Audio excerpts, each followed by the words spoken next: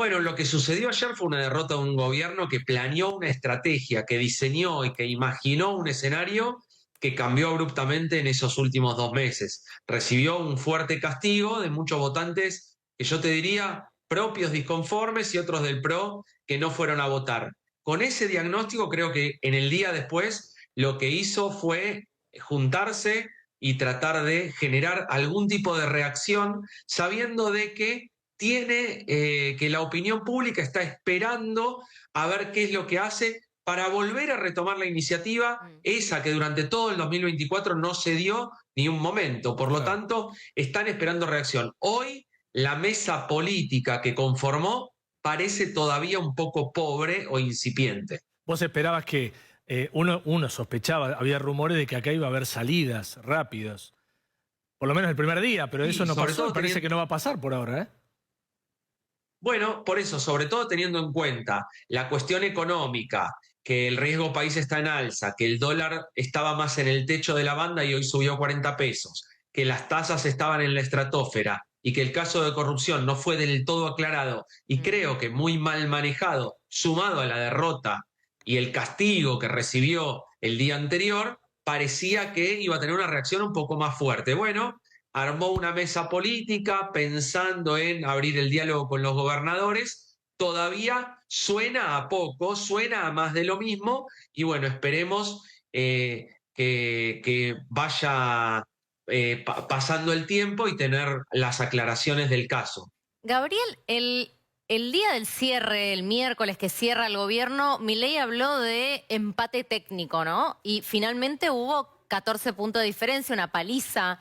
Eso vos lo... O sea, ¿qué crees que pasó? Ahí hubo una mala lectura, le acercaron malas encuestas, le hicieron un diario de Irigoyen digital. O sea, ¿cómo se explica que haya sido una sorpresa tan grande? El gobierno siempre se maneja con una narrativa de optimismo y triunfalismo, viste que tiene como esa lógica de ser avasallante en las palabras que utiliza. Creo que en este caso sabía que se venía una derrota y en algún sentido estuvo preparando el terreno diciendo, bueno, estamos en un empate técnico, ya no es ponerle el último clavo al cajón del kirchnerismo. Bueno, en realidad ellos van a llegar al techo y nosotros vamos a tener el piso. Son todas explicaciones para bajar la expectativa de una elección que se dieron cuenta que venía mal, porque cuando la planificaron era una cosa y ahora cuando Claro. se votó fue totalmente otro el escenario, un escenario en donde el gobierno hizo una campaña absolutamente defensiva, en retroceso, y donde no pudo nunca agarrar Sí. la batuta de la dinámica. Prácticamente te diría que no hizo campaña. Básicamente hizo un acto en Loma de Zamora, uno en Moreno, que Sí. tampoco salieron bien. ¿Hubo varios factores que significaron esta derrota, que compusieron esta derrota tan fuerte? Sí, yo creo que hubo muchos factores que hoy se resignifican, pero principalmente dos. El económico, por supuesto, y el caso Andis, sin lugar a duda. Pero le sumo a esto la incoherencia o la disociación en el marco narrativo entre lo que contaba y la realidad, entre lo dicho y lo que sucedía. No se puede decir que la economía se reactivaría como, perdón, lo digo así, como pedo de buzo en el momento en que la gente sufre. O no se puede explicar que el ajuste lo paga la casta y después explica que el equilibrio fiscal está disputado por las jubilaciones o la discapacidad. Eso produce desconexión. Y el segundo momento implica que el gobierno perdió la instancia de la política como herramienta de transformación y de diálogo sobre todo.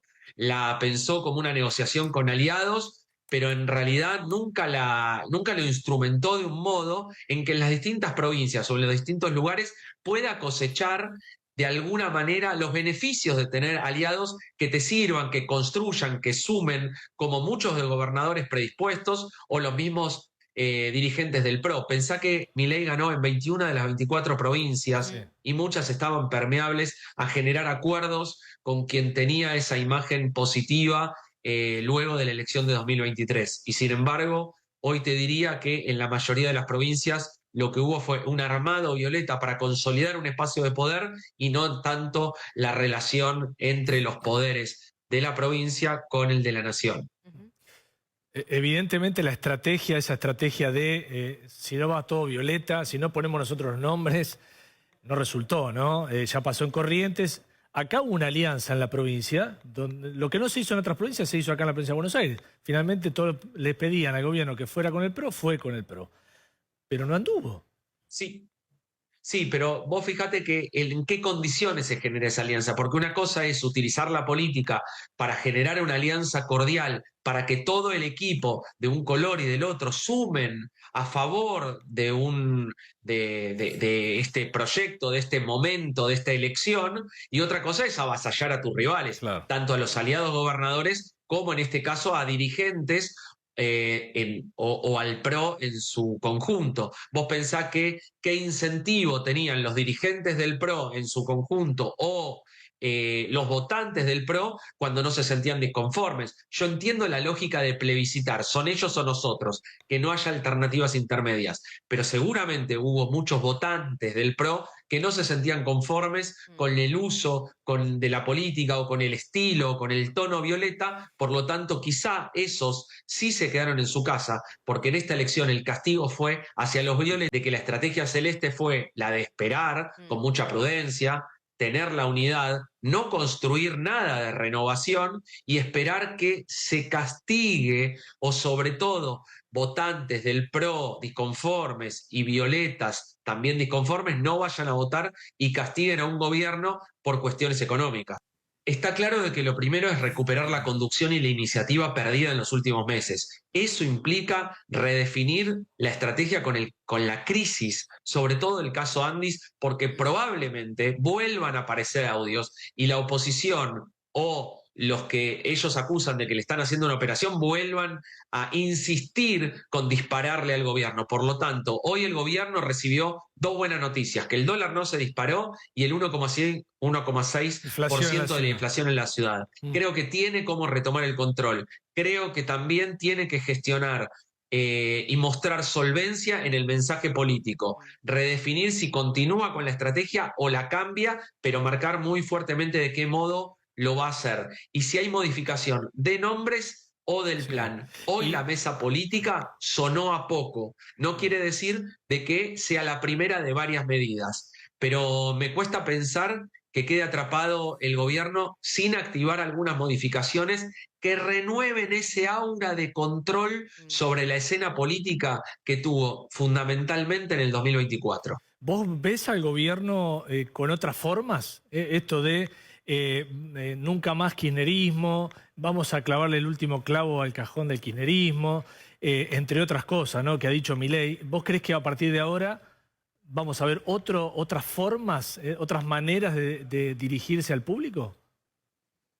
Mirá, yo creo que es parte de la identidad del gobierno hoy esa disrupción e incluso la provocación, pero está claro de que le sirvió muchísimo para posicionarse en el 2024 y lo padeció enormemente en el 2025 en la relación con los gobernadores y con el PRO. Creo que lo primero que tiene que hacer el gobierno es centrarse en una nueva estrategia, si realmente la quiere cambiar, de a partir de ahí marcar objetivos y luego generar acciones concretas para ver si con el discurso puede explicar la nueva escena.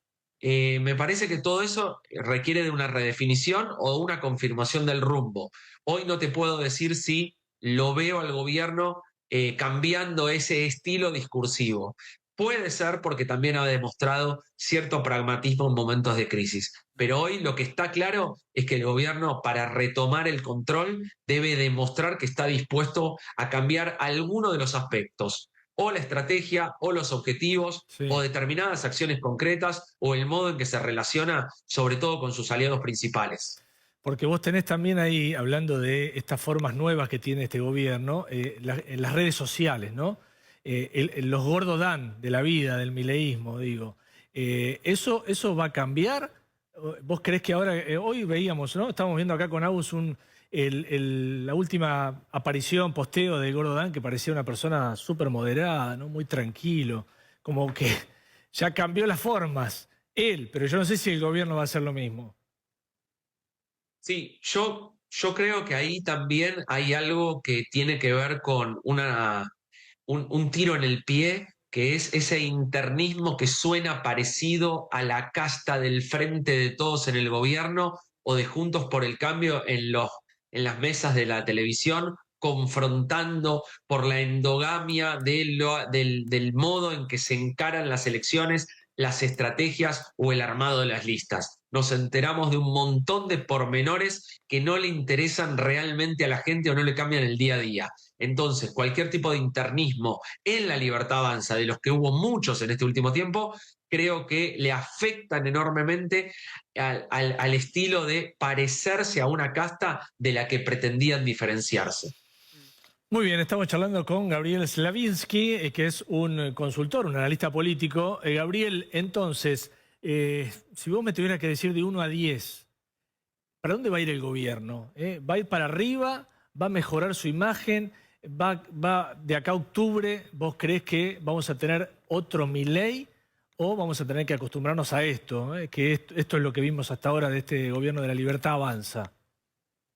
Mira, yo creo que se armó una tormenta perfecta porque hay demasiados puntos en los que el gobierno hoy se configuró y llegó a una especie de emboscada casi sin salida, porque avasalló a los gobernadores y al PRO, acumuló problemas en distintos ámbitos, la salud, la educación, Enemigos. la discapacidad, tuvo el mal manejo de la crisis de los audios, la campaña defensiva en el tramo final fue realmente muy difícil de sobrellevar, los internismos que dije recién, la comunicación pasada de rosca, como en los casos de Ian Moché o de Luis Juez, los ex aliados disparando duro, como Marcela Pagano o Carlos de Alessandro, que vienen de adentro y conocen sus internas y disparan con mucha potencia, casi que son mejores voceros que los que tiene el gobierno para defenderse.